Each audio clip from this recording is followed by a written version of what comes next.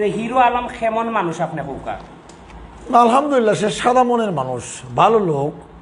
অনেকে আবার ভালো বললে আবার এর বিপরীত একটা বলে যে উনি অভিনেতা, এই সেই অনেক কিছু ব্যাখ্যা দিতে হয় আর কি। রিয়েলি সে তো এই দেশের লক্ষ লক্ষ টাকা বিদেশে পাচারও করছে না, পাশাপাশি সে কারো মানে ক্ষতি করছে না, তো অ্যাক্টিং করে অভিনয় করে, কিন্তু সে সাদা মাটা মনের মানুষ। পাশাপাশি সে মানে গরিবকে স্নেহ করে, দেখলাম তার যে বাচনভঙ্গিগুলা, গরিবকে সে স্নেহ করে, এই জন্য আমিও তাকে স্নেহ করি।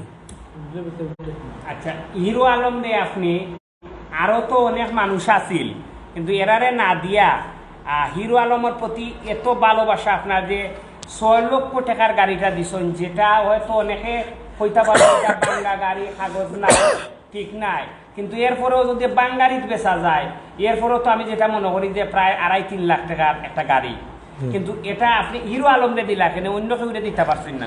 না, দেখেন উনি নির্বাচনও দাঁড়াইছিল, মানে একজন আলিম বগুড়ার থেকে ওনাকে সাপোর্ট করেছিল মৌলানা আব্দুল সালাম যুক্তিবাদী, আরও কয়েকজন আলিম, মূলত এদেরকে অনুসরণ করিয়া আমিও সিলেট থেকে একটা সাপোর্ট ওনাকে করছিলাম, যে বগুড়াবাসীকে উদ্বুদ্ধ করি যে যদি একটা গাড়ি দিবার সাপোর্ট করি তাহলে বগুড়াবাসী তাকে ভোট দিয়ে যুক্ত করবে, সে একটা এমপি হোক, সে জিরো থেকে হিরো হইছে, সে একটা এমপি হোক, আমার মনে উদ্দেশ্য এই জন্য তাকে আমি সাপোর্ট করা এবং তার গাড়িটা দেওয়ার মানে ওয়াদা করা। আচ্ছা, আপনার গাড়িটা দেওয়ার পরে হিরো আলমরে তো গাড়ি দেওয়ার পরে যেটা আমরা দেখলাম, হিরো আলমে একটা ফাউন্ডেশন করছেন এবং হিরো আলম ফাউন্ডেশন গঠন হওয়ার পরে এই গাড়িটা আরেকজনে কাম করিয়া দিবা এবং এটা একটা অ্যাম্বুলেন্স করিলা হইব। অর্থাৎ আপনি প্রথমে হয়তো মনে মনে ভাবছিলা যে হিরো আলমে গাড়িটা পাইব, এমপি হইব, আপনার একটা গিফট নিব, কিন্তু হিরো আলম এমপি হইছে না, কিন্তু গাড়িটা পাওয়ার পরে হিরো আলম ফাউন্ডেশন গঠন করিয়া মানুষের কল্যাণে বিভিন্ন কাজ করার টার্গেট নিয়ে আনি ওটা, এই বিষয়ে আপনার কাছে কেমন লাগে?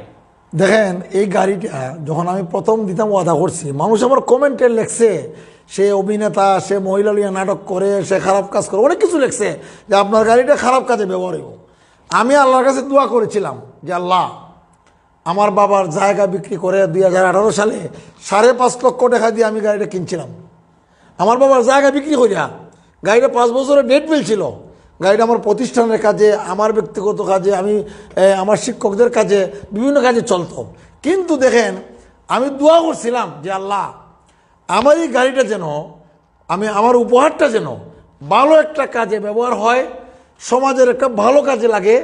আমি প্রতিদিন দোয়া করতাম যে আল্লাহ, এটা আমার বাবা একজন হাজি লোক ছিলেন, আমার বাবা একজন ল্যান্ডলর্ড ছিলেন, একজন জমিদার ছিলেন, আমার কিচ্ছু নাই, আমার এই প্রপার্টি ছাড়া আর কিচ্ছু আমার নাই। আমি কিছু জায়গা বেচে গাড়িটা কিনছিলাম, আর এই গাড়িটা আমি দিছি আল্লাহ, এটা আমার একটা ভালো কাজে লাগাইও। দেখেন আল্লাহর কি মহিমা, উনি আইসা এই আমার গাড়িটা এমন একটা বক্তব্য দিচ্ছে, গাড়িটা হবে মানবতার অ্যাম্বুলেন্স, বগুড়াবাসী এটা অ্যাম্বুলেন্স হিসাবে ব্যবহার করবে। আর ডিবিআর মোটরস নামে একটা মোটরস আছে, ওরা আবার কইছে আমরা বিনা পয়সায় গাড়িটার আমরা ডেন ফিন করে দেব। তো দেখা গেল যে আমার বাবার যে জমি বেচা গাড়িটা কিনছিলাম, সত্যিই এটা আল্লাহ রাস্তায় কাজে লাগছে।